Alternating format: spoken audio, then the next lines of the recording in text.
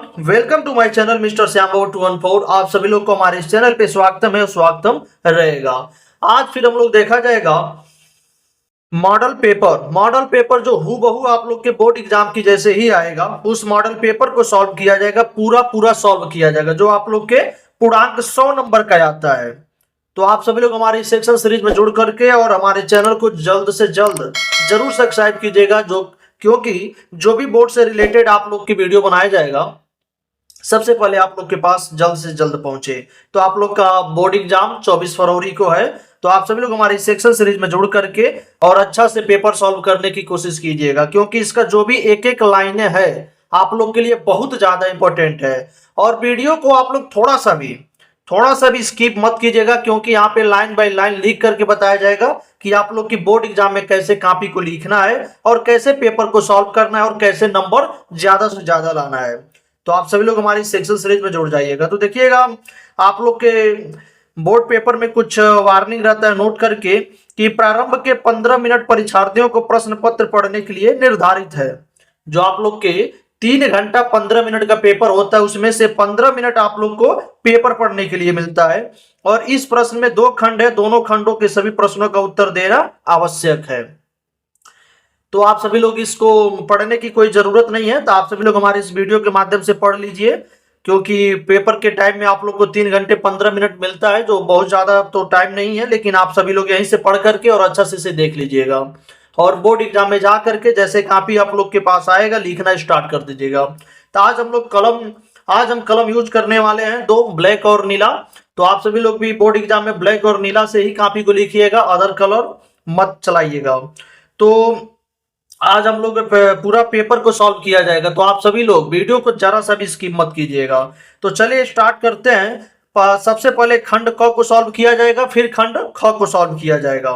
तो खंड क में देखा जाए तो फर्स्ट क्वेश्चन देखा जाएगा, प्रश्न नंबर 1 के क का फर्स्ट क्वेश्चन देखा जाएगा कि उक्ति व्यक्ति प्रकरण के रचनाकार हैं। उक्ति व्यक्ति प्रकरण के रचनाकार हैं गोकुलनाथ, दामोदर शर्मा, नाभादास, मुंशी सदासुखलाल। तो इसका राइट आंसर देखा जाएगा तो सेकेंड आंसर इसका राइट होगा, ऑप्शन दामोदर शर्मा। नेक्स्ट को देखा जाएगा ख का कि भारतेंदु युग की पत्रिका है।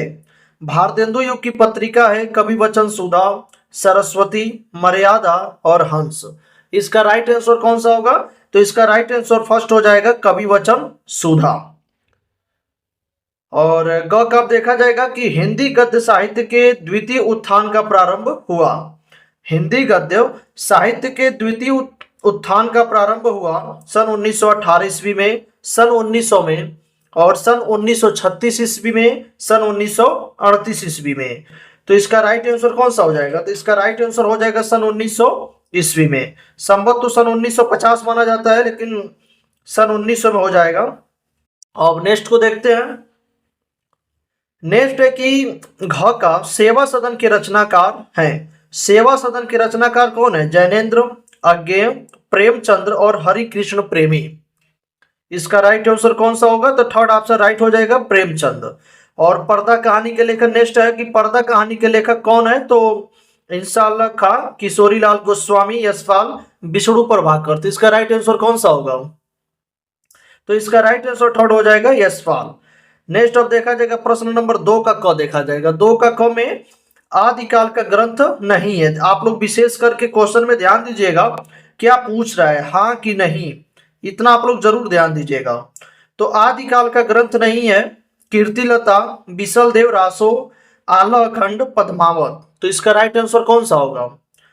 तो 4 ऑप्शन राइट हो जाएगा, पद्मावत। नेक्स्ट देखा जाएगा कि अष्टछाप के कवियों का संबंध है भक्ति काल की। बहुत ज्यादा इंपॉर्टेंट है, क्योंकि बार बार ये जो एमसीक्यू क्वेश्चन है बार बार आप लोग को देखने को मिलेगा बोर्ड एग्जाम में। तो अष्टछाप के कवियों का संबंध भक्ति काल की राम भक्ति शाखा से है कि ज्ञानाश्रयी शाखा से कि प्रेमाश्रयी शाखा से कि कृष्ण भक्ति शाखा से। तो इसका राइट आंसर फोर्थ हो जाएगा, कृष्ण भक्ति शाखा से है। नेक्स्ट को देखते हैं। नेक्स्ट क्वेश्चन है ग नंबर का कि श्रृंगार और वात्सल्य रस के अमर कवि हैं। श्रृंगार और वात्सल्य रस के अमर कवि हैं केशवदास, कबीरदास, सूरदास, कविवर बिहारी। तो इसका राइट आंसर कौन सा होगा? तो इसका राइट आंसर थर्ड हो जाएगा सूरदास। और घ का देखा जाएगा चांद का मुंह टेढ़ा। चांद का मुंह टेढ़ा रचना की विधा है क्या? काव्य है कि उपन्यास है कि निबंध की कहानी? तो इसका राइट आंसर फर्स्ट हो जाएगा काव्य। और एमसीक्यू क्वेश्चंस का लास्ट क्वेश्चन है 10वां नंबर पे कि कबीर वाणी के डिटेक्टर है कथन है किसका है? आचार्य हजारी प्रसाद द्विवेदी, जयशंकर प्रसाद, रामचंद्र शुक्ल, नंदू दुलारे, वाजपेयी। इसका ऑप्शन बताइए कौन बोला है कबीर वाणी के डिटेक्टर? तो फर्स्ट ऑप्शन राइट हो जाएगा आचार्य हजारी प्रसाद द्विवेदी। आप लोग विशेष करके रचनाएं पे ध्यान दीजिएगा, गलत मत हो, क्योंकि आप लोग का एमसीक्यू क्वेश्चन 10 नंबर का आता है। तो आप सभी लोग इसमें कोई भी नंबर कटने की चांस नहीं रहता है, तो आप लोग अच्छा से इसको एमसीक्यू फॉर्म को आंसर लिखिएगा, 10 में 10 नंबर दिया जाएगा आप लोग को। तो अब देखा जाएगा प्रश्न नंबर 3 को देखा जाएगा, जो आप लोग के 10 नंबर का एग्जाम में आता है। गद्यांश का क्वेश्चन है, तो दिए गए गद्यांश पर आधारित प्रश्नों का उत्तर दीजिए। तो यहाँ पे आप लोग को पाठ का नाम और लेखक का नाम देखना रहता है कौन दिए हैं, और आप लोग को बना करके क्वेश्चन इसका लिखना रहता है। तो चलिए शुरू करते हैं कि जंगल में जिस प्रकार अनेक लता वृक्ष और वनस्पति अपने आदम्य भाव से उठते हुए पारस्परिक सम्मिलन से अवरोधी स्थिति प्राप्त करते हैं, उसी प्रकार राष्ट्रीय जन अपनी संस्कृतियों के द्वारा एक दूसरे के साथ मिलकर राष्ट्र में रहते हैं। जिस प्रकार जल के अनेक प्रवाह नदियों के रूप में मिलकर समुद्र में एक रूपता प्राप्त करते हैं, उसी प्रकार राष्ट्रीय जीवन की अनेक विधियां राष्ट्रीय संस्कृति में समन्वय प्राप्त करते हैं। समन्वय युक्त जीवन राष्ट्र का सुखदायी रूप है। ये आप लोग का प्रथम गद्यांश है। आप लोग के एग्जाम में 2 गद्यांश देता है अथवा करके ऑप्शन में, तो चलिए अथवा वाला भी देखते हैं, जो आप लोग को अच्छा लगेगा वो बोर्ड एग्जाम में लिख दीजिएगा। तो अथवा में देखा जाएगा कि नए शब्द, नए मुहावरे एवं नई रीतियों के प्रयोग से युक्त भाषा की व्यवहारिकता प्रदान करना ही भाषा में आधुनिकता लाना होता है। दूसरे शब्दों में केवल आधुनिक युगीन विचारधाराओं के अनुरूप नए शब्दों के गढ़ने मात्र से ही भाषा का विकास नहीं होता है, वरन नए परिभाषिक शब्दों को एवं नूतन शैली प्रणालियों को व्यवहार में लाना ही भाषा को आधुनिकता प्रदान करना होता है। तो आप लोग के इसमें 5 क्वेश्चन आता है और पर क्वेश्चन में आप लोग को 2 नंबर प्रोवाइड कराया जाता है। तो इसमें से जो आप लोग को आसान लगेगा वो आप लोग लिख दीजिएगा बोर्ड एग्जाम के कॉपी में। तो चलिए हम फर्स्ट वाले को सॉल्व करते हैं कि जंगल में जिस प्रकार अनेक लता और वृक्ष और वनस्पति अपने अदम्य भाव से उठते हुए पारस्परिक सम्मिलन से अवरोधी स्थिति प्राप्त करते हैं। तो इसमें आप लोग को चेक करना है कि पाठ का नाम क्या है और लेखक का नाम क्या है। तो चलिए इसका जो गद्यांश पर प्रश्नों का उत्तर दिया जाए। तो फर्स्ट क्वेश्चन, प्रथम क्वेश्चन इसमें पूछ रहा है कि प्रस्तुत गद्यांश के पाठ एवं लेखक का नाम लिखिए। प्रस्तुत गद्यांश के पाठ एवं लेखक का नाम लिखिए। तो आप लोग को इसे बेहतरीन से बेहतरीन करके बताया जाएगा, जो आप लोग के बोर्ड एग्जाम में ऐसे ही सेम का सेम लिखिएगा। तो आप लोग क्या कीजिएगा, लिखने के लिए जो, क्योंकि इसमें 2 क्वेश्चंस आता है, तो आप लोग ऐसे जंगल करके, जंगल में जिस प्रकार और डॉट डॉट करके और ये लाइन का सुखदायी रूप है, इसे जरूर लिख दीजिएगा, क्योंकि एग्जामिनर को मालूम चलेगा कि आप लोग किस क्वेश्चंस का आंसर लिख रहे हैं। तो प्रश्न संख्या 3 में देखा जाएगा जंगल में जिस प्रकार, ऐसे आप लोग को डॉट डॉट करके लिखना है और इसके संदर्भ को लिखा जाएगा कि प्रस्तुत गद्यांश हमारी पाठ्य पुस्तक हिंदी के राष्ट्र का स्वरूप नामक पाठ से लिया गया है और इसके लेखक वासुदेव शरण अग्रवाल जी है। ऐसे आप लोग को लिखना है आसान से आसान भाषा में। और नेक्स्ट क्वेश्चन को देखा जाएगा कि नेक्स्ट क्वेश्चन क्या पूछ रहा है इसमें, रेखांकित अंश की व्याख्या कीजिए। ये बहुत ज्यादा इंपॉर्टेंट है और आप लोग को इतना ही का आंसर लिखना है कि समन्वय युक्त जीवन राष्ट्र का सुखदायी रूप है। तो इसके रेखांकित अंश की व्याख्या किया जाए तो इसका क्या हो जाएगा, रेखांकित अंश की व्याख्या में क्या होगा, जिस प्रकार विभिन्न नामों से पुकारी जाने वाली नदियां अपने पृथक पृथक अस्तित्व को भूलकर एक विशाल सागर का रूप धारण कर लेती है, उसी प्रकार किसी राष्ट्र के नागरिकों के लिए यह आवश्यक है कि वे अपनी विभिन्न संस्कृतियों का अस्तित्व बनाए रखने के लिए राष्ट्रीय संस्कृति को महत्व प्रदान करें। यदि राष्ट्रीय संस्कृति का अस्तित्व बना रहेगा तो राष्ट्र की विभिन्न संस्कृतियों का अस्तित्व भी सुरक्षित रह सकेगा। अतः राष्ट्रीय संस्कृति अथवा राष्ट्र के अस्तित्व के लिए भाषा, धर्म, जाति, संप्रदाय आदि पर आधारित भेदभावों को विस्मृत कर देना चाहिए। इस प्रकार की समन्वयात्मक भावना के परिणाम स्वरूप ही किसी राष्ट्र के नागरिक सुखद जीवन व्यतीत करने में सफल हो सके। आप लोग के समन्वय यानी कोऑर्डिनेशन का मतलब इतना माना जाता है। तो आप लोग के सेकेंड क्वेश्चन का आंसर भी हो गया कि रेखांकित अंश की व्याख्या कीजिए। और थर्ड क्वेश्चन को देखिएगा, इसी में बना करके पूछा जाता है कि प्रस्तुत अनुच्छेद के अनुसार जंगल में क्या क्या मिलता है। तो आप लोग के क्वेश्चंस में इसका आंसर मिलेगा कि जंगल में क्या क्या मिलता है।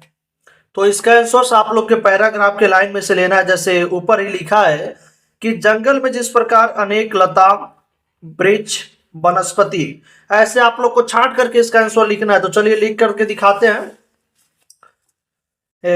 सेकेंड क्वेश्चन, थर्ड क्वेश्चन का आंसर है कि जंगल में अनेक प्रकार की लता, वृक्ष, वनस्पति, समुद्र, नदियां भी मिलते हैं। ऐसे आप लोग को इसका आंसर बना बना लिखना है। सब पैराग्राफ में आप लोग को इसका आंसर मिल जाएगा। फोर्थ क्वेश्चन है कि जल प्रवाह नदी के रूप में किससे मिलता है।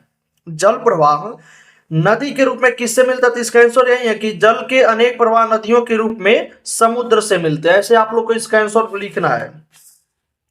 तो इसका आंसर भी यही है कि जल के अनेक प्रवाह नदियों के रूप में समुद्र से मिलते हैं। तो चलिए इसका लास्ट क्वेश्चन देखते हैं, तब जाकर के आप लोग को 10 नंबर मिल जाएगा बोर्ड एग्जाम में। लास्ट क्वेश्चन है कि राष्ट्रीय जीवन की अनेक विधियां राष्ट्रीय संस्कृति में क्या प्राप्त कर रही है।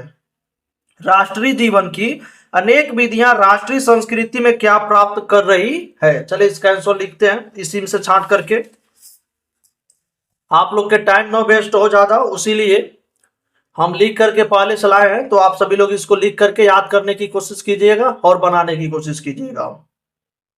तो 5वां नंबर पे देखा जाएगा, जिस प्रकार जल के अनेक प्रवाह नदियों के रूप में मिलकर समुद्र में एक रूपता प्राप्त करते हैं, यानी समुद्र में एक रूपता प्राप्त करता नहीं, बहुत ढेर सारा नाला, नदियां, नहर वगैरह मिल करके समुद्र में एक रूपता प्राप्त करते हैं, उसी प्रकार राष्ट्रीय जीवन की अनेक विधियां राष्ट्रीय संस्कृति में एक रूपता प्राप्त करते हैं। उसी प्रकार राष्ट्रीय जीवन की अनेक विधियां राष्ट्रीय संस्कृति में समन्वय यानी कोऑर्डिनेशन प्राप्त करते हैं। समन्वय युक्त जीवन राष्ट्र का सुखदायी रूप है। ये बहुत ज्यादा इंपॉर्टेंट है और आप लोग के जीवन से रिलेटेड भी है। आप लोग के जीवन में भी समन्वय यानी बहुत ज्यादा इंपॉर्टेंट है, समन्वय जरूरी भी रहता है। इतना आप लोग लिखेंगे और ऐसे आप लोग बोर्ड एग्जाम में कापियों को लिखेंगे तो आप लोग के 10 नंबर मिलेगा। तो हम फर्स्ट वाला सॉल्व किए हैं, तो आप लोग कोशिश कीजिएगा जो भी आप लोग को आएगा सेकेंड वाला या फर्स्ट वाला, आप लोग इसे भी सॉल्व कर दीजिएगा। तो आप लोग देख लीजिए, क्योंकि बोर्ड एग्जाम में कोई सा भी क्वेश्चन आ सकता है। इसमें भी आप लोग के 5 क्वेश्चन आते हैं, जिसमें से 10 नंबर आप लोग को मिलता है। तो चलिए ये आप लोग के गद्यांश का क्वेश्चन हो चुका। अब पद्यांश का क्वेश्चन देखते हैं, जो वो भी 10 नंबर का पूछा जाता है।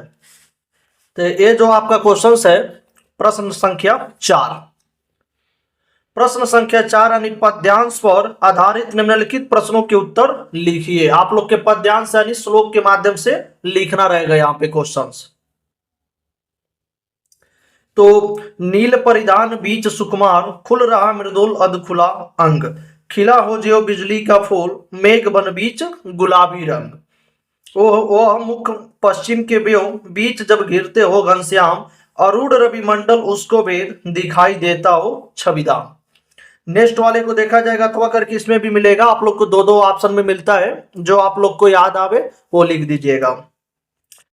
नेक्स्ट है दूसरा नंबर का कि इस धारा सी जग की क्रम, शाश्वत इस जीवन का उद्गम, शाश्वत है गति शाश्वत संगम, शाश्वत नभ का नीला विकास, शाश्वत शशि कया रजत हास, शाश्वत लघु लहरों का विलास, हे जनजीवन के करदार चीर, जन्म मरण के आर पार। शाश्वत जीवन नौका विहार, मैं भूल गया अस्तित्व ज्ञान, जीवन का यह शाश्वत प्रमाण, करता मुझको अमृतत्व दान। आप लोग के दो ऑप्शन में दो भी पद्यांश में दिया जाता है, जो आप लोग के 10 नंबर का आता है। ये भी 5 क्वेश्चंस पूछा जाता है आप लोग के बोर्ड एग्जाम में, जो 10 नंबर का ये भी आता है। तो जो आप लोग को इसमें याद हो और मालूम हो वही लिखिएगा। इसमें भी संदर्भ लिखा जाएगा कवि का। तो चलिए हम कोशिश करते हैं कि जो फर्स्ट वाला है इसको हम सॉल्व करते हैं, और आप लोग को जो फर्स्ट वाला सेकंड वाला जो भी आप लोग को आएगा वो सॉल्व कर दीजिएगा। तो चलिए फर्स्ट वाले को हम सॉल्व करते हैं कि नील परिधान बीच सुकुमार, खुल रहा मृदुल अधखुला अंग, खिला हो ज्यों बिजली का फूल, मेघ बन बीच गुलाबी रंग। ये आप लोग के सेकंड क्वेश्चन है कि रेखांकित अंश की व्याख्या कीजिए। तो इसका पहले पद्यांश हम लोग लिखते हैं। तो प्रश्न संख्या 4 का पद्यांश लिखा जाएगा। पहले आप लोग भी ऐसे डॉट डॉट करके बना लीजिएगा कि एग्जामिनर को मालूम चलेगा कि यही पैराग्राफ का हम लोग एक्सप्लेनेशन कर रहे हैं। तो संदर्भ लिखा जाएगा कि प्रस्तुत पद्यांश हमारी पाठ्य पुस्तक हिंदी के श्रद्धा मनु नामक पाठ से लिया गया है या उद्धृत है। इसके कवि जयशंकर प्रसाद जी है। ये आप लोग के फर्स्ट क्वेश्चन यहाँ से राइट हो गया और लिख दिया गया कि प्रस्तुत पद्यांश के पाठ एवं कवि का नाम, पाठ के नाम श्रद्धा मनु और कवि का नाम जयशंकर प्रसाद जी हैं। तो रेखांकित अंश की व्याख्या करते हैं कि नील परिधान बीच सुकुमार, फुल रहा मृदुल अधखुला अंग, खिला हो ज्यों बिजली का फूल, मेघ बन बीच गुलाबी रंग। तो रेखांकित अंश की व्याख्या करते हैं। तो आप सभी लोग जैसे लिखे वैसे याद करके लिखने की कोशिश कीजिएगा कि नीले परिधान के मध्य में कोमल, सुकोमल, सुंदर या अधखुला अंग दिखाई दे रहा था। श्रद्धा की उस वेशभूषा को देखकर ऐसा प्रतीत हो रहा था कि जैसे बिजली का फूल मेघ रूपी जंगल के बीच में गुलाबी रंग का कोई बिजली का फूल खिला हो, इतनी सुंदर नारी थी। तो आप लोग के रेखांकित अंश की व्याख्या हो गया। नेक्स्ट थर्ड क्वेश्चन का आंसर देखा जाएगा कि मेघ बन बीच गुलाबी रंग में कौन सा अलंकार है। आप लोग को यहाँ पे अलंकार पूछ रहा है कि मेघ बन बीच गुलाबी रंग में कौन सा अलंकार है। तो आप लोग का थर्ड आंसर हो जाएगा क्वेश्चन का कि मेघ बन बीच गुलाबी रंग में रूपक अलंकार है। यहाँ पे रूपक अलंकार देखने को मिलेगा। और फोर्थ क्वेश्चन को देखा जाए कि नीले वस्त्र में लिपटी नायिका की छवि कैसी दिख रही है। नीले वस्त्र में लिपटी नायिका की छवि कैसी दिख रही है। तो फोर्थ ऑप्शन का आंसर लिखा जाएगा कि नायिका की छवि ऐसे दिखाई दे रही है जैसे पश्चिम के आकाश में बादल घिरे हो और लाल सूर्य उनको भेद कर अपने सौंदर्य का प्रदर्शन कर रहा है, ऐसा दिखाई दे रहा है, यानी ऐसा प्रतीत हो रहा है। और इसमें भी लास्ट क्वेश्चन का आंसर देखा जाएगा कि परिधान और मृदुल शब्द का अर्थ बताइए।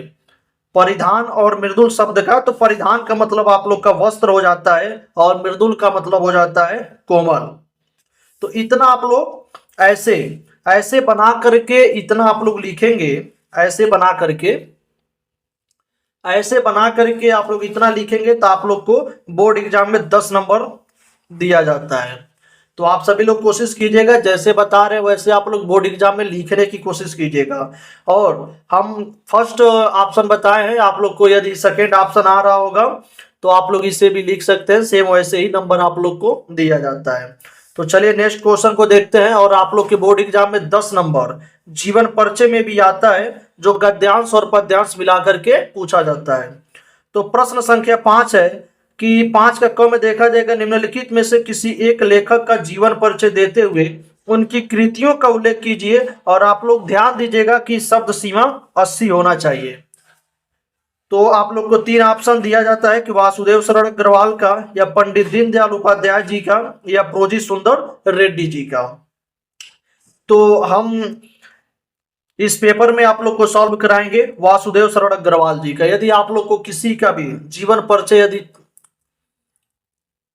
पढ़ना होगा तो हमारे इसी चैनल पे वीडियो प्रोवाइड कराया जा चुका है, तो आप लोग वहां से भी देख सकते हैं। तो चलिए शब्द सीमा 80 शब्द में देखते हैं, जो आप लोग के 5 नंबर का मिलेगा। आप लोग के 5 नंबर का पूछता है 3+2 करके, जिसमें से 3 नंबर आप लोग को जीवन परिचय और 2 नंबर आप लोग को कृतियां लिखने पे मिलता है। तो चलिए वासुदेव शरण अग्रवाल जी का देखते हैं। तो प्रश्न संख्या 5 का वासुदेव शरण अग्रवाल जी का देखा जाएगा जीवन परिचय। तो सबसे पहले संक्षिप्त में कुछ संक्षिप्त में देख लिया जाए। इनका जन्म 7 अगस्त सन 1904 ईस्वी। जैसे जीवन परिचय लिखे हैं वैसे सेम आप लोग के बोर्ड एग्जाम में लिखेंगे, तो आप लोग को 5 नंबर बोर्ड एग्जाम में कोई भी नहीं काट सकता है। तो चलिए, जन्म इनका देखा जाएगा 7 अगस्त सन 1904 ईस्वी और जन्म स्थान मेरठ उप्र में उत्तर प्रदेश, और पिता विष्णु अग्रवाल थे और इनकी माता का नाम सीता देवी अग्रवाल, और इनकी प्रमुख रचनाएं पृथ्वी पुत्र, कल्पलता, कल्प वृक्ष, ऐसे डॉट डॉट करके भी यहाँ पे डिटेल देखा जाएगा। और इनका मृत्यु 27 जुलाई सन 1967 ईस्वी में हो गया। तो चलिए इनके जीवन पर जब देखा जाए तो डॉक्टर वासुदेव शरण अग्रवाल जी का जन्म सन 1904 ईस्वी में मेरठ जिले के खेड़ा नामक ग्राम में हुआ था। इनके पिता का नाम विष्णु अग्रवाल जो लखनऊ में रहते थे, इसलिए इनका बचपन लखनऊ में बीता। लखनऊ विश्वविद्यालय से इन्होंने एमए परीक्षा उत्तीर्ण की और यहीं से इन्होंने पीएचडी डीलिट की उपाधि प्राप्त की। ये बनारस हिंदू विश्वविद्यालय के पुरातत्व एवं प्राचीन इतिहास विभाग के अध्यक्ष एवं आचार्य भी रह चुके हैं। हिंदी के महान लेखक की मृत्यु सन 1967 ईस्वी को हो गया। तो इनकी साहित्यिक परिचय को थोड़ा सा देख लिया जाए। आप लोग को ध्यान दीजिएगा कि जो लिमिट शब्द है 80 शब्द के अंदर आप लोग को इसका लिखना है जीवन परिचय। तो साहित्यिक परिचय में देखा जाएगा कि डॉक्टर वासुदेव शरण अग्रवाल जी ने अपना जीवन साहित्य के क्षेत्र में व्यतीत किया है। इनके हृदय में साहित्य सेवा के प्रति अनमोल विचार थे।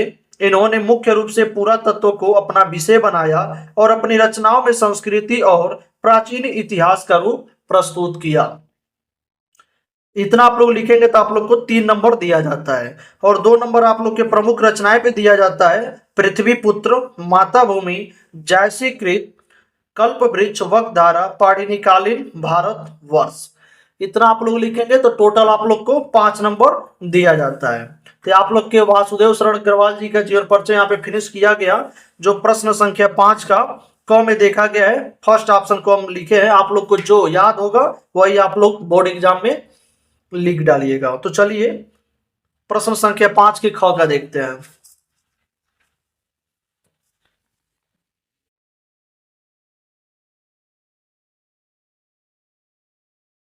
तो यहाँ पे देखा जाएगा प्रश्न संख्या 5 का ख, गद्यांश का तो हो गया। पद्यांश का देखा जाएगा कि निम्नलिखित में से किसी एक कवि का जीवन परिचय देते हुए उनकी कृतियों का उल्लेख कीजिए। शब्द सीमा 80 शब्द सीमा के अंदर लिखना है। तो चलिए अब कवि का जीवन परिचय लिखते हैं। तो आप लोग देखिएगा इसमें ऑप्शंस में दिया गया 3-4 दिया गया है। फर्स्ट जयशंकर प्रसाद का, सेकंड रामधारी सिंह दिनकर का, थर्ड में सूर्यकांत त्रिपाठी निराला, फोर्थ में है अयोध्या सिंह उपाध्याय हरिऔर। इसमें फोर्थ ऑप्शन में, चारों ऑप्शन में जो आप लोग को याद होगा वही लिखिएगा। तो हम फर्स्ट ऑप्शन को ही लिखने जा रहे हैं, जयशंकर प्रसाद जी का, और आप लोग को जो पसंद आएगा वही लिखिएगा, जो याद होगा वही लिखिएगा। तो चलिए लिख करके दिखाते हैं। तो जयशंकर प्रसाद जी का जीवन परिचय देखा जाएगा। तो इसमें भी संक्षिप्त में देखा जाएगा कि जन्म इनका 30/1/1889 ईस्वी में हुआ था, 30 जनवरी को, और जन्म स्थान इनका काशी है, और पिता का नाम देवी प्रसाद, और इनकी प्रमुख रचनाएं कामायनी, आंसू, ऐसे करके नाटक वगैरह उपन्यास भी है, अभी डिटेल में देख लिया जाएगा। और ये छायावादी युग के प्रवर्तक थे, और इनका मृत्यु 14 जनवरी सन 1937 ईस्वी में हो गया। तो चलिए इनके रचनाएं को डिटेल में देखते हैं। जीवन परिचय को देखते हैं कि जयशंकर प्रसाद जी का जन्म वाराणसी के एक संभ्रांत वैश्य परिवार में 30 जनवरी सन 1889 ईस्वी में हुआ था। इनके पिता का नाम देवी प्रसाद और इनके पितामह का नाम शिवरत्न साहू था। ये वाराणसी में सुंगनी साहू के नाम से प्रसिद्ध थे। इनकी शिक्षा व्यवस्था सुचारू रूप से नहीं चल सकी। बचपन में ही पिता और बड़े भाई की मृत्यु हो जाने से इनका जीवन संकट में हो गया। ऐसे आप लोग को इनका जीवन परिचय को अच्छा से लिखना है।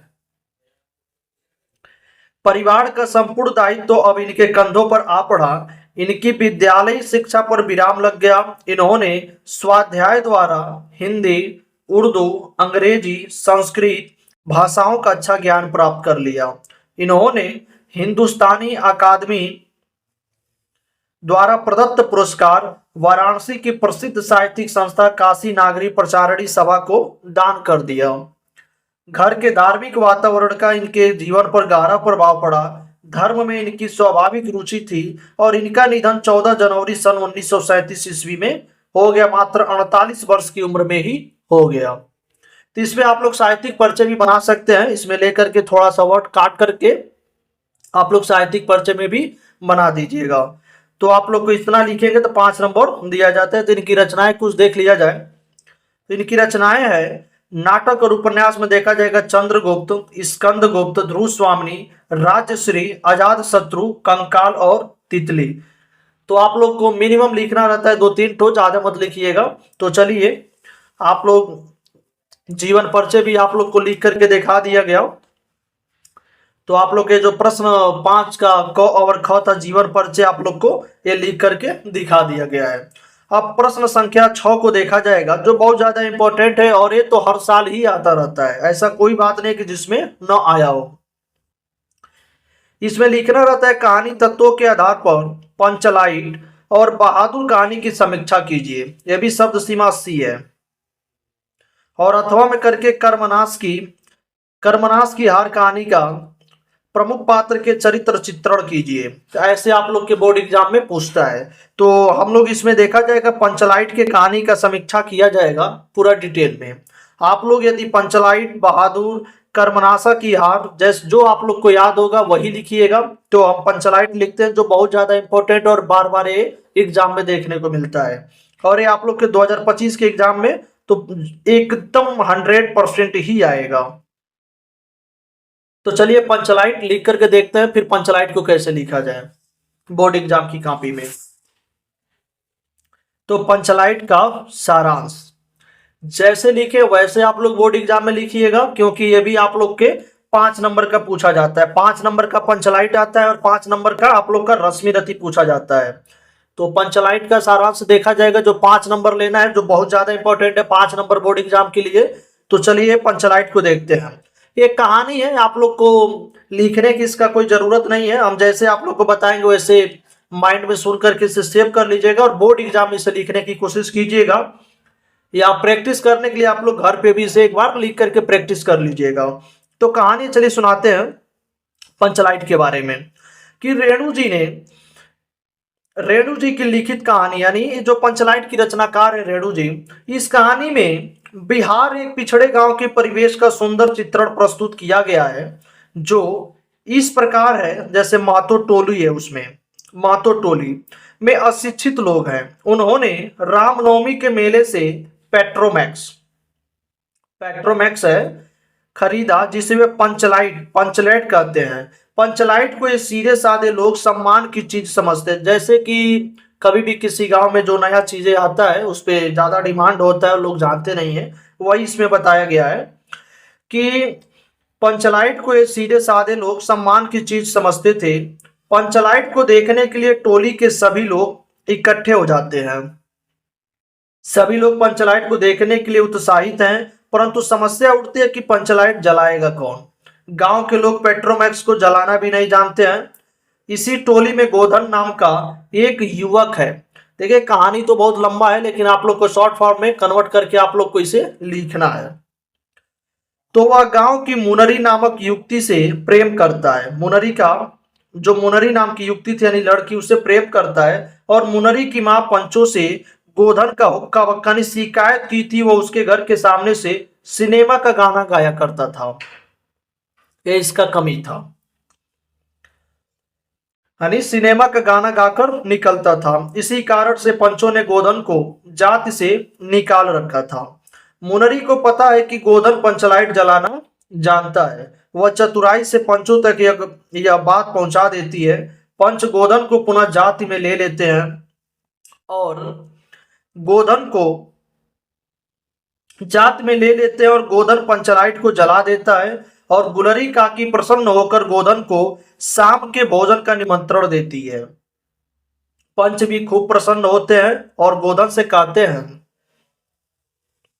कि तुम्हारा 7 खून माफ, खूब गाओ सलीमा का गाना। पंचों द्वारा गोधन को कहा गया कि तुम्हारा 7 खून माफ, खूब गाओ सलीमा का गाना। ऐसे आप लोग को पंच राइट लिखना है, कहानी के तौर पे, याद करने की ज्यादा कोई बातें नहीं है इसमें। आप लोग ऐसे कहानी सुन करके 2-3 बार वीडियो को देख लीजिएगा, समझ लीजिएगा, और ऐसे आप लोग पैराग्राफ बना करके लिख डालिएगा। जो भी इसमें मेन मेन जो भी लाइनें होगा आप लोग ब्लैक पेन से यूज कीजिएगा कि एग्जामिनर को हाईलाइट लगे और उसे अच्छा लगे और आप लोग को ज्यादा से ज्यादा नंबर दे। तो चलिए छठवां प्रश्न तो हो गया। अब 7वें प्रश्न को देखते हैं क्या है।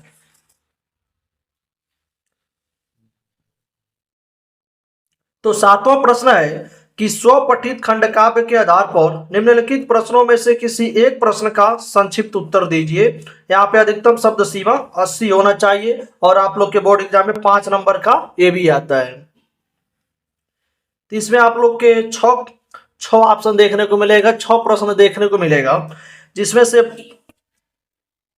क का जो प्रश्न होगा जैसे रश्मि रथी, ये अपना है रश्मि रथी, और इसे ही आप लोग लिखिएगा बोर्ड एग्जाम में जो भी यूपी से होंगे, रश्मि रथी को ही लिखेंगे। रश्मि रथी खंडकाव्य के आधार पर प्रधान पात्र के चरित्र पर प्रकाश डालिए, और आप लोग के एक क्वेश्चन का 2 ऑप्शन रहेगा, या रश्मि रथी खंडकाव्य के किसी एक सर्ग की कथा वस्तु संक्षेप में लिखिए। देखिए सर्ग का तो नाम नहीं पूछा है, किसी एक सर्ग का अपने आप से जो आप लोग को याद हो वही लिख सकते हैं। और ख में पूछा है श्रवण कुमार खंडकाव्य के तृतीय सर्ग, यहाँ पर तो तृतीय सर्ग का नाम दिया है सारांश लिखने के लिए, या अथवा करके श्रवण कुमार खंडकाव्य के आधार पर प्रधान पात्र का चरित्र चित्रण लिखिए। देखिए इसमें कितना पूछा है। और ग में दिया है कि मुक्तिज्ञ खंडकाव्य के नायक का चारित्रिक विशेषताओं का उल्लेख कीजिए, अथवा मुक्ति के खंडकाव्य की किसी घटना का संक्षेप में उल्लेख कीजिए। चलिए और 3 बचा है, प्रश्न को देख लेते हैं इसमें। और घ पे प्रश्न है कि त्यागपति खंडकाव्य की प्रमुख नारी पात्र के चारित्रिक गुणों पर प्रकाश डालिए, या त्यागपति खंडकाव्य के आधार पर प्रधान पात्र का चरित्र चित्रण कीजिए। और अंग में क्वेश्चन है कि सत्य की जीत जिसके भी डिस्ट्रिक्ट में आता होगा वो लिखेगा, यूपी वाले मत लिखेगा, आप लोग रश्मि रथी पे ध्यान दीजिएगा। और 4 पे है कि आलोक वृत्त खंडकाव्य के आधार पे असहयोग आंदोलन की घटना का वर्णन कीजिए, या आलोक वृत्त खंडकाव्य के आधार पर महात्मा गांधी की चारित्रिक विशेषताओं पर प्रकाश डालिए।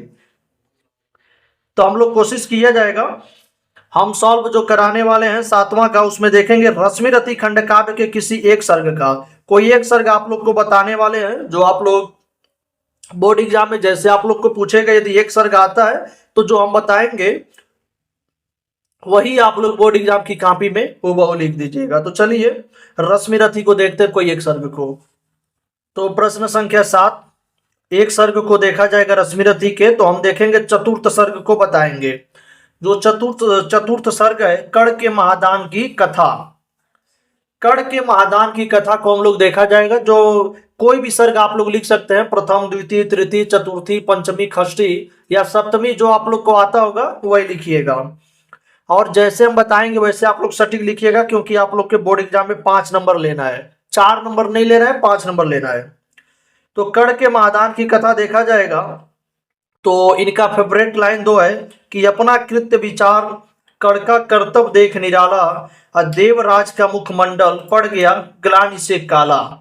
युद्ध के समय यह लाइनें देखा जाता है। तो कर्ण के महादान की कथा, क्योंकि वो दान कर दिए थे अपना कवच कुंडल महाराज इंद्र को। तो चलिए इनका आप डिटेल देखते हैं। तो खंडकाव्य के चतुर्थ सर्ग में कर्ण की दानवीरता का बड़ा ही भव्य चित्रण प्रस्तुत किया गया है।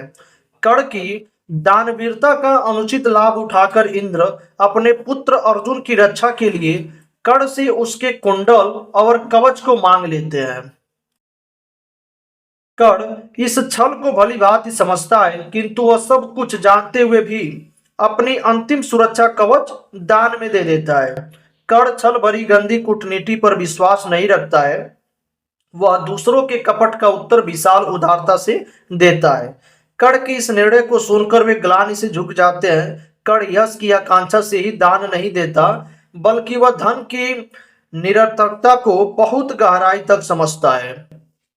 उसने अपने बचपन को साधारण गरीबी के बीच बिताया है, वह उसकी विपन्नता का साक्षी है।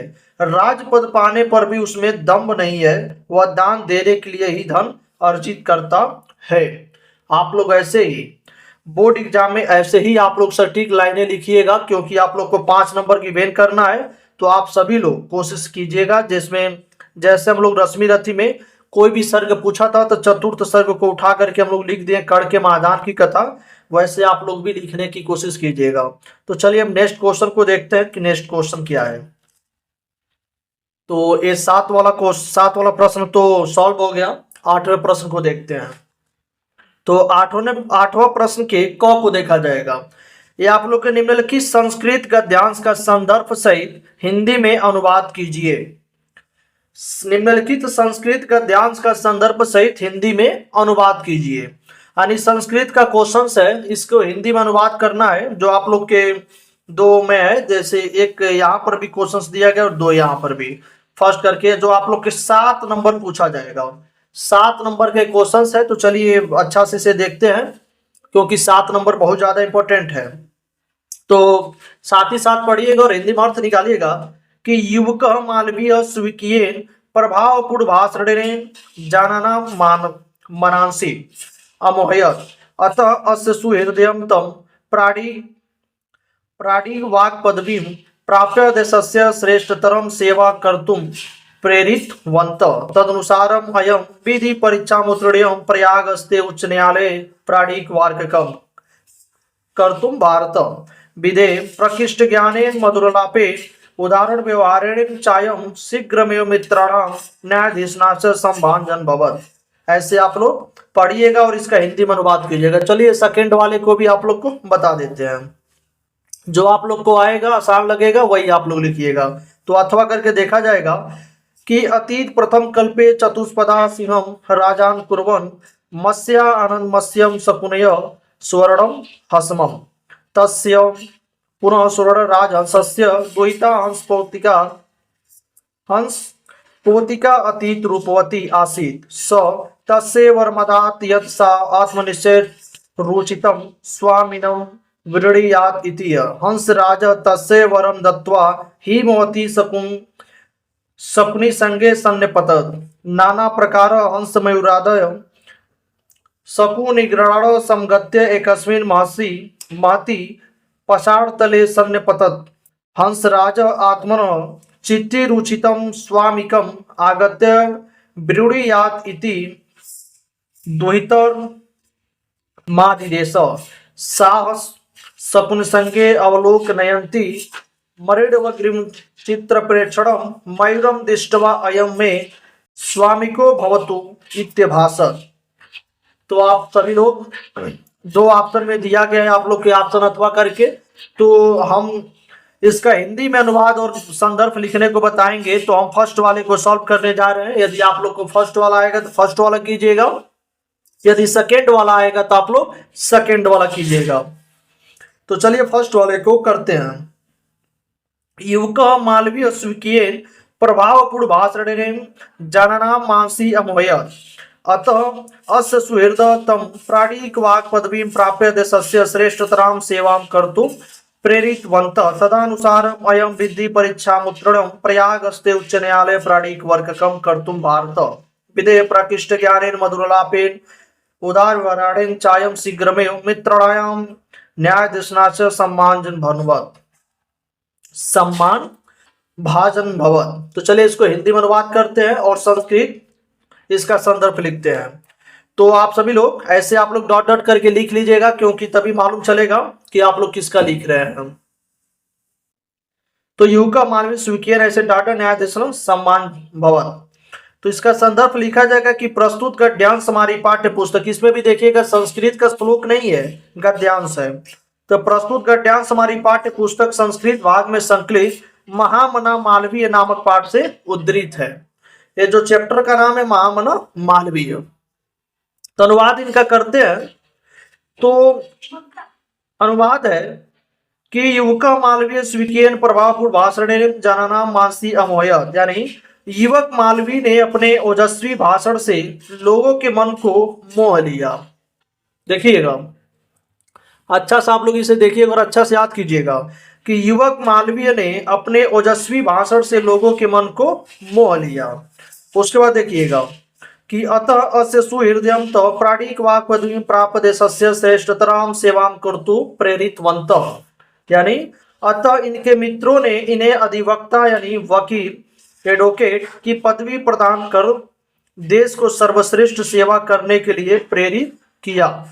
अब नेक्स्ट स्लाइड है, नेक्स्ट लाइन कि तदनुसारम अयम विधि विधि परिचमुत्रणीयं प्रयागस्ते उच्च न्यायालय प्राणिक वर्गकं कर्तुं भारत विधेय प्रकृष्ट ज्ञानेन मधुरलापेन उदार व्यवहारेण चान शीघ्रमेव मित्राणायं नागीशांसो सम्मान जन भवत। यानी तदनुसार इन्होंने कानून की परीक्षा उत्तीर्ण कर प्रयाग के उच्च न्यायालय में वकालत प्रारंभ की। कानून के उत्तम ज्ञान, मधुर बातचीत तथा उदार व्यवहार के कारण शीघ्र ही वे मित्रों और न्यायाधीशों के सम्मान के पात्र बन गए।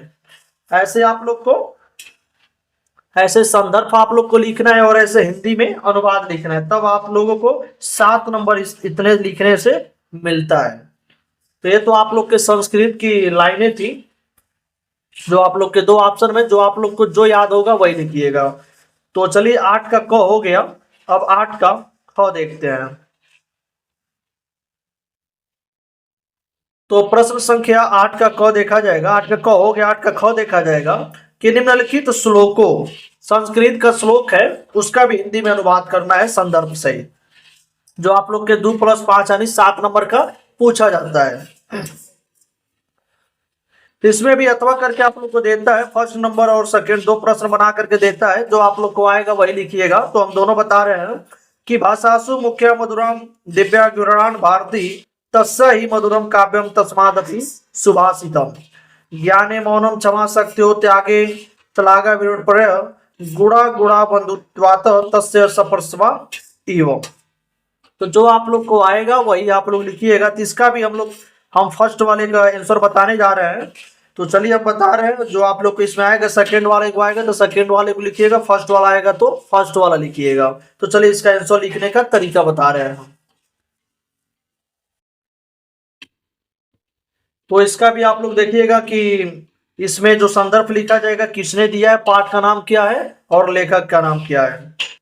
तो ऐसे आप लोग भाषासु मुख्य मधुरम डॉट डॉट करके ऐसे आप लोग डॉट डॉट करके ऐसे बना लीजिएगा। तो चलिए संदर्भ लिखते हैं कि प्रस्तुत श्लोक, क्योंकि श्लोक है तो प्रस्तुत श्लोक हमारी पाठ्य पुस्तक संस्कृत भाग में संकलित चैप्टर का नाम है सुभाषित रत्नानी नामक पाठ से उद्धृत है। ऐसे आप लोग को संदर्भ लिखना है। अब इनके हिंदी में अनुवाद किया जाएगा। जो लाइनें है कि भाषासु मुख्य मधुरा दिव्या गुणान भारती तस्या ही मधुरम काव्यम तस्मादपि सुभाषितम। चलिए इसका हिंदी में अनुवाद करते हैं। तो इसका हिंदी में अनुवाद होगा कि भाषाओं में संस्कृत सबसे प्रधान, मधुर और अलौकिक है। उससे अधिक मधुर उसका काव्य है और उस काव्य से अधिक मधुर उसके सुभाषित यानी सुंदर वचन या सूक्तियां हैं। बस इतना ही आप लोग को बोर्ड एग्जाम में लिखना है और कितना 7 नंबर आप लोग को चुरा के लेके भाग जाना है, बस ऐसे चुरा लेना है नंबर। तो ये आप लोग के प्रश्न संख्या 8 का ख भी हो गया। तो चलिए अब नेक्स्ट को देखते हैं। और उसी के नीचे आप लोग को प्रश्न संख्या 9, निम्नलिखित में से किन्हीं 2 का संस्कृत में उत्तर बताना है। और आप लोग ध्यान दीजिएगा, यदि श्लोक का आंसर है, यदि हिंदी में अनुवाद जो भी देखना है ज्यादा वीडियो, हमारे इसी चैनल पे एक वीडियो प्रोवाइड किया गया है जो संपूर्ण श्लोक का हिंदी में अनुवाद बताया गया, तो आप लोग वहां से भी देख सकते हैं एकदम आसान से आसान भाषा में। तो प्रश्न संख्या 9 है कि निम्नलिखित में से किन्हीं 2 संस्कृत में उत्तर दीजिए। किन्हीं 2 का नहीं 5 1 2 3 4 5 ऑप्शन है, जिसमें से 2 का आंसर आप लोग को लिखना है। तो चलिए जो आप लोग को आएगा वो लिख दीजिएगा। हम इनका लिख दे रहे हैं और इनका लिख दे रहे हैं कि किम धनम सर्व प्रधानम, विद्या धनम सर्व प्रधानम हो जाएगा और दिलीप कस्य प्रदेश से राजा आसी। चलिए इनका आंसर हम लिख दे रहे हैं। तो पहले किम धनम सर्व प्रधानम, इनका हो जाएगा कि विद्या धनम सर्व प्रधानम। और सेकेंड इनका देख लिया जाएगा 4 वाला कि दिलीप कस्य प्रदेश से राजा आसी। इनका लिखे हैं कि दिलीप समग्र भूमंडलज्ञ राजा आसी। समग्र भूमंडलज्ञ राजा राजा आसी, इतना आप लोग लिखेंगे तो आप लोग को 2 और +2 4 नंबर आप लोग को बोर्ड एग्जाम में मिल जाएगा। तो चलिए नेक्स्ट क्वेश्चन को देखते हैं। क्वेश्चन नंबर 10 को देखते हैं, यानी प्रश्न 10 का देखा जाएगा जो आप लोग के 6 नंबर का पूछता है 10, जो 2-2 नंबर करके आता है क, ख और ग। तो क वाले को देखा जाएगा श्रृंगार रस अथवा करुड़ रस की परिभाषा लिखकर उसका उदाहरण लिखिए। तो जो आप लोग को रस लिखना रहेगा 2 ऑप्शन देगा, तो जो आप लोग को अच्छा लगेगा वो लिख दीजिएगा, श्रृंगार रस अथवा करुड़ रस। तो इसमें और ख वाला में श्रेष्ठ अलंकार अथवा दृष्टांत अलंकार पूछता है, और ग वाला में चौपाई छंद या दोहा छंद पूछा है। तो इसका परिभाषा लिखना है और उदाहरण लिखना है, जो आप लोग के 2-2 नंबर एग्जाम में दिया जाता है और ये हर बार आता रहता है। तो आप सभी लोग यदि इसका वीडियो डिटेल चाहिए हमारे इसी चैनल पे इसको भी पढ़ा के डाल चुके हैं, वहां से भी देख लीजिएगा। तो चलिए हम आप लोग के बोर्ड एग्जाम के कॉपी में बताने जा रहे हैं करुड़ रस के बारे में। करुड़ रस के बारे में बता रहे हैं, तो आप सभी लोग देखिए। तो प्रश्न संख्या 10 का करुड़ रस के बारे में कि विभाव, अनुभाव और संचारी भाव के माध्यम से जब शोक नामक अस्थाई भाव की प्राप्ति होती है तब वहां पर करुड़ रस प्रमाणित होता है। और इसका उदाहरण देखते हैं। करुड़ रस यानी दुख वाला, जैसे मणि खोए भुजंगसी जननी, फंसा पटक रही थी शीश, अंधी आज बनाकर मुझको किया न्याय तुमने जगदीश। यदि इसका आप लोग को डिटेल वीडियो यदि चाहिए तो हमारे इसी चैनल पे बताया जा चुका है। रस, अलंकार और छंद जो भी है उसमें ऐसा ऐसा एग्जाम्पल है कि जो आप लोग को याद करने की जरूरत ही नहीं है, क्योंकि वैसे ही हो जाएगा। जो आप लोग के जीवन से रिलेटेड वाले जो भी एग्जाम्पल है वही उसमें मेंशन किया गया है। तो चलिए इसका स्पष्टीकरण देख लेते हैं कि अस्थाई भाव इसमें शोक है, और विभाव के आलंबन में श्रवण कुमार, आश्रय में पाठक जी और उद्दीपन में दशरथ की उपस्थिति है। और अनुभाव देखा जाएगा सिर का पटकना, असंचारी भाव, विषाद, स्मृति, प्रलाप आदि। ऐसे आप लोग को करुड़ रस के बारे में लिखना है और 2 नंबर आप लोग को चुरा लेना है। अब देखा जाएगा ख में श्लेष अलंकार और दृष्टांत अलंकार। तो चलिए श्लेष अलंकार के बारे में बताते हैं आप लोग को। तो प्रश्न संख्या 10 का ख देखा जाएगा श्लेष अलंकार। चलिए इसका पहले उदाहरण देखते हैं। श्लेष अलंकार का मतलब होता क्या है कि जब एक शब्द एक ही बार प्रयोग होता है, जब एक शब्द एक ही बार प्रयोग होता है किंतु उसके अनेक अर्थ निकलते हैं, वहां पे श्लेष अलंकार होता है। बस इतना आप लोग को लिखना है। और इनका उदाहरण देखते हैं कि चिर जियो जोरी जुरे, क्यों न सने गंभीर, को घटिए वृषभानुजा, वे हलदर के वीर।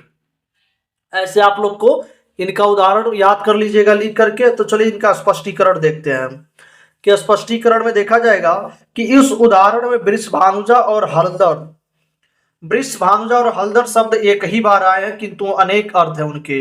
वृषभानुजा का मतलब राजा वृषभानु की पुत्री राधा होता है, और वृषभ यानी बैल की बहन गाय होती है। और हलदर का मतलब एक बलराम हो जाएगा और एक बैल हो जाएगा। यहाँ वृषभानुजा और हलदर शब्द में श्लेष अलंकार है। ऐसे आप लोग को देखना है और बनाना है। तो आप लोग का 4 नंबर हो गया। तो चलिए अब दूसरे नंबर को देखते हैं जो 6 नंबर आप लोग को प्रोवाइड कराया जाएगा। तो ग ऑप्शन में देखा जाएगा चौपाई छंद और दोहा छंद। तो जो आप लोग को आएगा वही लिखिएगा। तो चलिए हम दोहा छंद के बारे में बताते हैं। तो प्रश्न संख्या 10 का ग देखा जाएगा दोहा छंद। तो दोहा का मतलब समझा जाए कि दोहा अर्धसम मात्रिक छंद है। इसमें 4 चरण होते हैं। पहले और तीसरे चरणों में 13-13 मात्राएं होती हैं, और दूसरे और चौथे चरणों में 11-11 मात्राएं होती हैं। तो इनका उदाहरण देखा जाएगा कि ऐसी वाणी बोलिए, मन का आपा खोए, आवरण को शीतल करे, आपो शीतल होए। तो इसमें मात्रा लगाना मत बोलिएगा, क्योंकि मात्रा लगाएंगे तभी आप लोग को 1 नंबर इसमें मिलता है। तो जो बड़ी संख्या होता है उसमें 2 नंबर होता है, छोटी संख्या पर 1 लगाया जाता है। तो ये सब सिग्नल जो भी है 2 का होता है, और जो 1 होता है इसे 1 माना जाता है। तो ऐसी यानी ये दोनों बड़े लेटर का होते हैं। तो ऐसी बड़े बड़े हैं तो 2-2 लगा है, और वाणी ये भी बड़े बड़े हैं तो 2-2 लगा है। तो आप सभी लोग मात्रा लगा लीजिएगा। चलिए इसे काउंटिंग कर लेते हैं। पहले लाइन में इसमें ध्यान दीजिएगा कि पहले और तीसरे चरणों में 13-13 मात्राएं होनी चाहिए। तो पहले लाइन में देखते हैं 13 मात्राएं है कि नहीं। 2 और 2 4, 2 6, 2 8, 2 10, 2 12, 1 13, ऐसे आप लोग इसको लगा लीजिएगा। तो चलिए इनका स्पष्टीकरण देखते हैं। स्पष्टीकरण है कि प्रस्तुत उदाहरण में दूसरे और चौथे चरणों में 11-11 मात्राएं तथा पहले और तीसरे चरणों में 13-13 मात्राएं प्राप्त होती है, अतः यहाँ दोहा छंद प्रमाणित होता है। ऐसे आप लोग को लिखना है। तो आप लोग का प्रश्न 10 कंप्लीट हो गया, 6 नंबर। तो आप लोग जो भी इसमें आसान लगेगा आप लोग कॉपी में लिख करके अभी से याद कीजिए इसे, क्योंकि आप लोग का बोर्ड एग्जाम बहुत ज्यादा पास में आ गया है। और हमारे इस चैनल को जरूर सब्सक्राइब कीजिएगा कि जो भी बोर्ड से रिलेटेड जो भी वीडियो बनाया जाएगा आप लोग बोर्ड से पहले ही आप लोग के पास जल्द से जल्द पहुंचे। तो चलिए प्रश्न संख्या 10 हो गया, प्रश्न संख्या 11 को देखते हैं। तो प्रश्न 11 को देखा जाएगा कि निम्नलिखित में से किसी एक विषय पर निबंध लिखिए। ये आप लोग के 9 नंबर का आता है, 2+7 करके निबंध लिखना है। और कम से कम आप लोग को 3 से 5 पेज के अंदर लिखिएगा, क्योंकि 9 नंबर लेना है और आप लोग के बोर्ड एग्जाम की कॉपियां भी भरना है। तो आप लोग कोशिश कीजिएगा 3 से 5 पेज, और आप लोग लास्ट में इसे लिखिएगा। जो निबंध लिखना रहेगा सारा क्वेश्चन सॉल्व करने के बाद लास्ट में निबंध लिखने बैठिएगा, 3 से 5 पेज जरूर लिखिएगा। नहीं कुछ आएगा पेपर उठा के छाप दीजिएगा अंदर, लेकिन जरूर लिखिएगा। तो जो आप लोग के 4 क्वेश्चंस इसमें बना करके पूछा गया है कि बेरोजगारी की समस्या और समाधान, सर्वधर्म समभाव, किसी मेले का आंखों देखा वर्णन गोस्वामी तुलसीदास। जो आप लोग को आएगा उसे ही लिखिएगा। तो हम इस आप लोग को लिखाने का तरीका बताएंगे बोर्ड एग्जाम में। बेरोजगारी समस्या और समाधान जो आप लोग को तरीका बताएंगे, रूल बताएंगे, उसे जरूर फॉलो कीजिएगा, क्योंकि आप लोग कोशिश कीजिएगा, क्योंकि 9 नंबर का है तो आप लोग को 8 नंबर नहीं 9 नंबर पूरा का पूरा लेना है। तो चलिए बेरोजगारी समस्या और समाधान को बताते कैसे आप लोग लिखिएगा। और हम आप लोग को पूरा तो नहीं लिख करके बताएंगे, बस उसका रूल बताएंगे, आप लोग वैसे लिखिएगा। तो सबसे पहले बीचों बीच में प्रश्न संख्या 11 डालिएगा आप, और ऊपर मोटा हेडिंग में डालिएगा ब्लैक पेन से बेरोजगारी समस्या और समाधान। बेरोजगारी समस्या और समाधान हेडिंग डालिएगा। फिर आप लोग रूपरेखा एक तैयार कीजिएगा बॉक्स में ऐसे करके, क्योंकि ये आप लोग को बोर्ड एग्जामिनर, यही जो एग्जामिनर कॉपी चेक करता है यही सबसे पहले देखता है। तो आप लोग एक बॉक्स बनाइएगा, उसमें सबसे फर्स्ट याद कर लीजिएगा प्रस्तावना रहता है, और सबसे लास्ट में उपसंहार रहता है। ये 2 पहले याद कर लीजिएगा आप लोग, प्रस्तावना और उपसंहार। और सेकेंड नंबर पे जैसे बेरोजगारी का मतलब हो गया, तो बेरोजगारी का अर्थ क्या है। थर्ड नंबर बेरोजगारी का कारण क्या हो सकता है। फोर्थ नंबर की बेरोजगारी को रोकने का उपाय क्या है। ऐसे आप लोग को क्वेश्चंस बना लेना है, और आप लोग इस बॉक्स में बना लीजिएगा और लिख लीजिएगा। उसके बाद से आप लोग को इसका एक एक हेडिंग कर करके कम से कम 10 से 20 लाइन इसके बारे में लिखिएगा। तो बेरोजगारी का अर्थ आप लोग बनाना चाहते हैं तो बहुत ढेर सारा बना सकते हैं, और बेरोजगारी का कारण क्या क्या हो सकता है और बेरोजगारी को कैसे रोका जाए, इस सब आप लोग बना करके अच्छा से लिखिएगा। तो प्रस्तावना मेन होता है और उपसंहार मेन होता है। तो चलिए प्रस्तावना और उपसंहार को हम बता देते हैं, और जो भी बेरोजगारी का अर्थ, बेरोजगारी का कारण और बेरोजगारी को रोकने के उपाय जो भी रहेगा आप लोग कम से कम 2 से 3 पेज में इसको लिख दीजिएगा, और 1 पेज में ये दोनों को लिखा जाएगा। तो सबसे पहले हम प्रस्तावना को बता देते हैं, और प्रस्तावना और उपसंहार उसके बाद से आप लोग बना करके लिख लीजिएगा। तो प्रस्तावना में देखा जाएगा कि बेरोजगारी की समस्या हमारे देश की एक प्रमुख समस्या है। यह दिन प्रतिदिन बढ़ती जा रही है। इससे एक ओर गरीबी भूखमरी तो दूसरी ओर युवकों में आक्रोश तथा अनुशासनहीनता को भी बढ़ावा मिलता है। चोरी डकैती हिंसा एवं आत्महत्या आदि अनेक समस्याओं का मूल कारण बेरोजगारी है। जो भी ये चोरी डकैती हिंसा जो भी होता है इसका मेन क्या है, तो बेरोजगारी की वजह से ही होता है। ये आप लोग का मेन था, इसे याद कर लीजिएगा। इतना लाइन याद करने के बाद ये सिर्फ आप लोग को बना करके लिखना है, क्योंकि उसको याद नहीं करना है, बस इतना आप लोग याद कर लीजिएगा। चलिए लास्ट में उपसंहार को बताते हैं, कि ये बहुत ज्यादा इंपॉर्टेंट है और यही 2 देखता है एग्जामिनर। और ऐसे आप लोग हेडिंग डाल के बीच में लिखिएगा। उपसंहार है कि बेरोजगारी को दूर करने के लिए हमें एकजुट होकर प्रयास करना चाहिए एवं कम दरों पर काम नहीं करना चाहिए। हमें स्वयं छोटा धंधा करके लोगों को रोजगार देना चाहिए। बहुत ही जरूरत पड़ने पर मशीनों का प्रयोग करना चाहिए। ज्यादा से ज्यादा मजदूरों को रोजगार देना चाहिए। इन सब तरीकों से हम बेरोजगारी की समस्या को दूर कर सकते हैं। तो आप सभी लोग कोशिश कीजिएगा कि जितना हेडिंग है इसको आप लोग 3 से 5 पेज में लिखने की कोशिश कीजिएगा, तभी आप लोग को 9 नंबर एग्जामिनर देता है। तो ये आप लोग की निबंध लिखने का ट्रिक था, तो आप लोग इसे अच्छा से रूल के फॉलो कीजिएगा, नहीं तो दिक्कत आ सकता है। तो अब प्रश्न संख्या 12 को देखा जाएगा, जो आप लोग को इसमें 4-5 नंबर के भी आता है, 1 2 3 और 2 5 नंबर के भी आता है प्रश्न संख्या 12। तो इसको भी देख लेते हैं। जैसे ये पावक का संधि विच्छेद करना है, तो इसका भी हो जाएगा पौधन क हो जाएगा। और प्रेजते प्रेजते का संधि विच्छेद प्रधन एजते है। और पुस्तकालय में संधि है। और आप लोग के ख का है कि निम्नलिखित में से किसी एक का समास विग्रह करना, उस समास का नाम लिखना है। तो दशानन कृष्ण सर्प प्रत्येकम। तो चलिए इसको कॉपी में लिख करके बताते हैं कौन सा राइट होगा। तो प्रश्न संख्या 12 का क में पूछा था पावक पौधन क प्रेजते प्रधन एजते, और पुस्तकालय में संधि पूछा था तो स्वर संधि हो जाएगा। और प्रश्न संख्या 12 का ख में जो पूछा था समास विग्रह करने के लिए, तो इसमें जो आप लोग को आएगा वही आप लोग लिख लीजिएगा। तो हम इसमें दशानन का देख रहे हैं, दस आनन रावण जानी। दशानन का मतलब दसम आनन रावण यानी बहुब्रीहि समास है। ऐसे आप लोग को एक एक नंबर यानी चुरा के लाना है, किसी तरह छीन के चुरा के जैसे भी हो। चलिए नेक्स्ट प्रश्न को देखते हैं हम लोग। प्रश्न नंबर 13 को देखते हैं, जो बहुत ज्यादा इंपॉर्टेंट है और आप लोग के बोर्ड एग्जाम 2025 में ऐड हुआ है। जो आप लोग के कम नंबर नहीं 8 नंबर देखने को मिलेगा। और 8 नंबर आप लोग समझ ही सकते हैं कि यूपी टॉप करा सकता है। तो आप लोग इसे छोड़िएगा मत और अच्छा से लिख करके याद कीजिएगा। तो बैंक में खाता खोलने के लिए बैंक प्रबंधक को आवेदन प्रार्थना पत्र लिखना है, या शहर में फैली संक्रामक बीमारी की तरफ जिलाधिकारी का ध्यान आकर्षित कैसे कराएं, उसके लिए प्रार्थना पत्र आप लोग को लिखना है। तो जो आप लोग को अच्छा लगेगा वही प्रार्थना पत्र लिखने की कोशिश कीजिएगा। तो चलिए हम बैंक प्रबंधक को आवेदन पत्र लिखने की कोशिश करते हैं। तो चलिए लिख करके बताते हैं कैसे आप लोग को प्रार्थना पत्र लिखना है।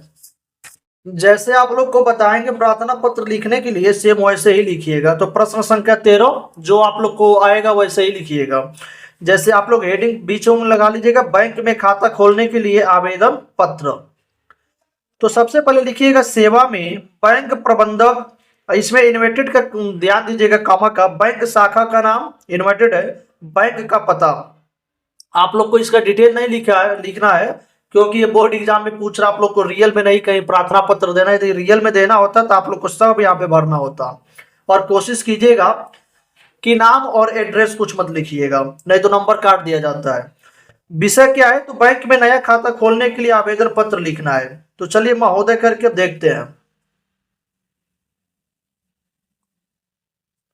तो महोदय, इस पत्र के द्वारा मैं आपके बैंक में एक नया बचत खाता खोलने के लिए अनुरोध करना चाहता हूं, जिससे मैं बैंक की सुविधाओं का लाभ ले सकूं। इतना हो गया।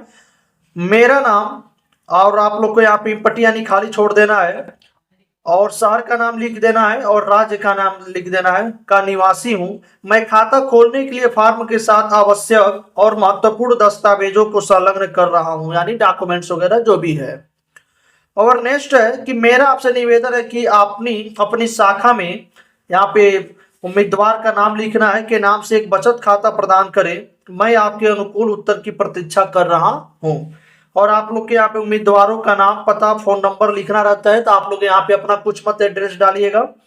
और यदि आप लोग को रियल में लिखना रहेगा, बैंक में खाता वगैरह खुलवाने के लिए, तो आप लोग वहां में ऐसे ही लिख करके और अच्छा से आप लोग खाता को खुलवा सकते हैं या नंबर एड करवा सकते हैं, जैसे भी है। तो चलिए आप लोग को बता दिए। अब नेक्स्ट क्वेश्चन आप लोग के प्रश्न बच चुका है, 14वां प्रश्न बच चुका है, प्रश्न नंबर 14, जिसमें आप लोग को 4 नंबर का ये भी प्रश्न आता है। तो ये भी बहुत ज्यादा इंपॉर्टेंट है, जो क और ख करके पूछा गया है। तो इसमें क है कि निम्नलिखित में से किसी एक शब्द के धातु एवं प्रत्यय का योग स्पष्ट कीजिए। तो इसमें कृतः गतः दत्वा एक शब्द पूछा है, तो कृतः का हम बता दे रहे हैं, और निम्नलिखित में से किसी एक शब्द का प्रत्यय लिखिए। तो इसमें भी हम प्रभुता का बता देते हैं, रूपवती गुणवान आप लोग लिख लीजिएगा। तो कृतः का धातु प्रत्यय हो जाएगा क्री धातु, और कतः प्रत्यय हो जाएगा, प्रभुता का तल प्रत्यय हो जाएगा। और ख में जो पूछा है कि रेखांकित पदों में से किसी एक पद में प्रयुक्त विभक्ति तथा संबंधित नियमों का, विभक्ति या संबंधित नियमों का उल्लेख करना है। पुत्रेण स ग्रामम अभित वृक्षा संति कृष्णायन नमः। तब पुत्रेण का हम बता दे रहे हैं, फिर जो आप लोग को आएगा वो लिख लीजिएगा। तो पुत्रेण का हो जाएगा पुत्रेण स तृतीया विभक्ति है, तो आप लोग ऐसे लिख लीजिएगा। तो आप लोग कोशिश कीजिएगा ऐसे मॉडल पेपर को सॉल्व करने के लिए, जो भी आप लोग के एकदम हूबहू ऐसे ही पेपर आने वाला है। तो आप सभी लोग कोशिश कीजिएगा इस पेपर को अच्छा से सॉल्व करने के लिए, और बैठ करके ज़्यादा से ज़्यादा आप लोग पढ़ाई कीजिए, क्योंकि आप लोग का बोर्ड एग्जाम का डेट ज़्यादा दिन नहीं बचा है। तो आप लोग अच्छा से पढ़ाई कीजिए और बोर्ड एग्जाम में 100 में 100 नंबर लाने की कोशिश कीजिएगा। 100 में 100 नंबर लाने की कोशिश कीजिएगा बोर्ड पेपर में। तो आप सभी लोग हमारे इस चैनल को सब्सक्राइब जरूर कर लीजिएगा, क्योंकि जो भी बोर्ड से रिलेटेड वीडियो प्रोवाइड कराया जाएगा सबसे जल्द आप लोग के पास पहुंचे। चलिए तब तक के लिए धन्यवाद, मिलते हैं नेक्स्ट वीडियो में।